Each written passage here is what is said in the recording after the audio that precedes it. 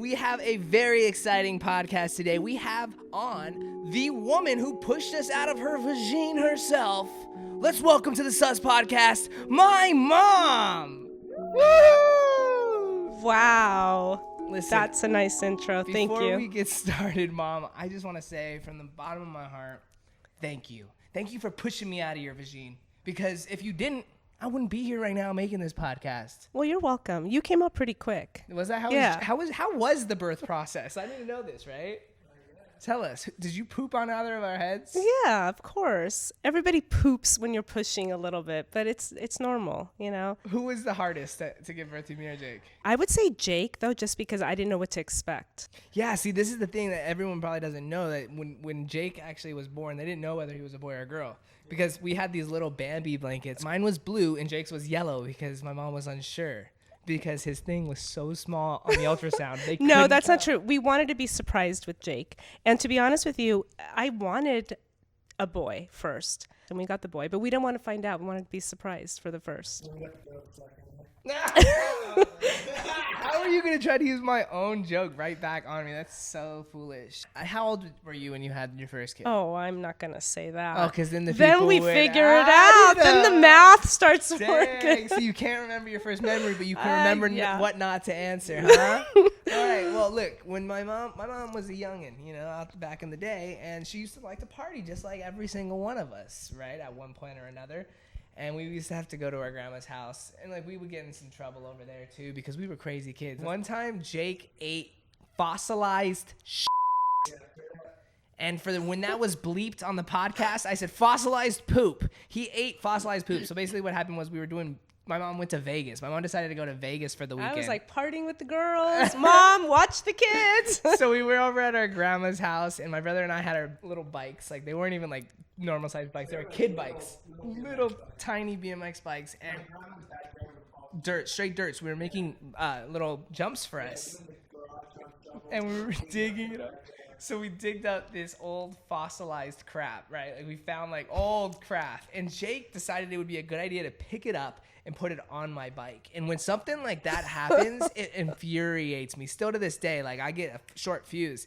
I grabbed that crap right off of my bike, and he starts running. They're like playing with cat crap, we don't know if it's dog cat. crap. Who knows? I'm thinking it's Tyrannosaurus Rex Well, crap. it's like playing, you guys. Jake runs, and I grab him. I have this crap in my hand. I'm chasing him, and he runs inside thinking that that's going to stop me. That did not stop me. I chucked this crap. But it went in before the door was slammed. And my grandma goes up to Jake, grabs the crap, and shoves it down his throat. I don't know if it was that dramatic. It was that. And then I got, kicked out of the house. Like, not kicked out, but like locked out in the backyard for a couple hours. I was crying to the stars, like, Mom, please come home.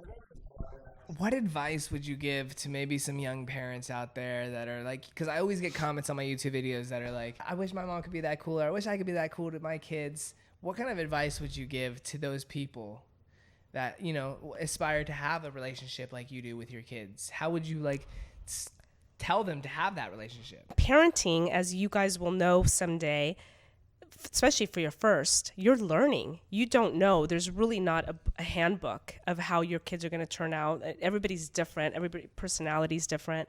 So I don't know. I don't know if I want to give advice to that. I just did the best. I wasn't perfect. I'm not perfect.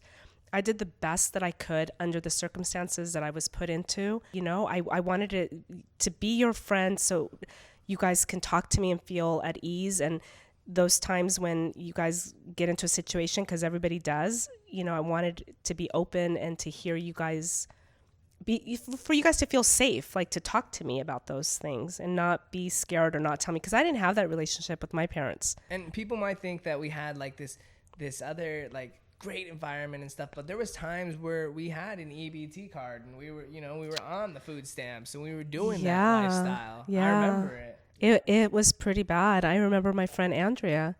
She used to live by us, and we would go for walks in the morning. And I remember going for a walk and kind of like being in tears, almost like being like, I might even get emotional just thinking back. Wow, and just saying like, I don't even have toilet paper. And it's like, I don't know how I'm going to get until Friday or whatever day it was. And she literally went home and brought me like big old thing from Costco of toilet paper. My friend Karen, I remember you guys were taking acting classes with her daughter, and I was telling her, my story a little bit, and she gave me $50. Just little things like that it totally helped. And it was a little bit short period of our if you guys growing up of our life, but so glad we're not there anymore. We did have a little bit of a rough childhood. I don't want people to think that we've always been privileged or anything like that, because it was never like that for us. And people might think about that now, because we're pretty much like we're on the more privileged side now. So I feel like people might think that of us and be like, oh, you guys are just suburban kids. But like, we were suburban kids, but we were like fake suburban kids, in a way. No, you guys came out all right.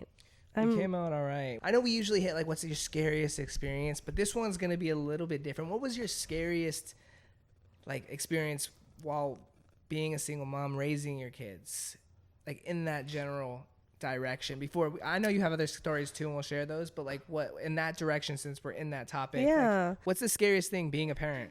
I have a lot of really good scares, and maybe if you guys will have me on again, we can talk about those other ones. Let us know in the comments. Do you guys want her on again? We'll get some more stories. I mean, it might be interesting. Yeah, but I would say during that time period, I want to say good 10 years of really roughness, everything was scary. Everything was so new.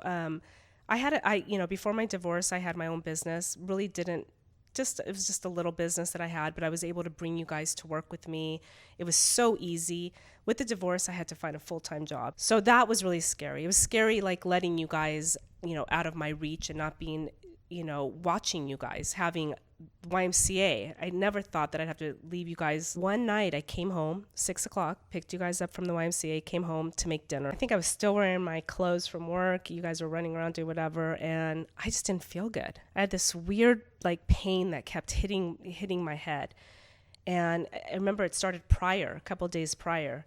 And I was like, what's going on? It was like every 4 or 5 hours, I'd get this like sharp pain to my head. But by the time I was cooking, it was getting really bad to the point where I kind of started crying. So I went into my bedroom, because you guys were all in the kitchen. I went to my bedroom, started crying, called my mom. And I'm like, Mom, I don't feel good. I want to go to urgent care.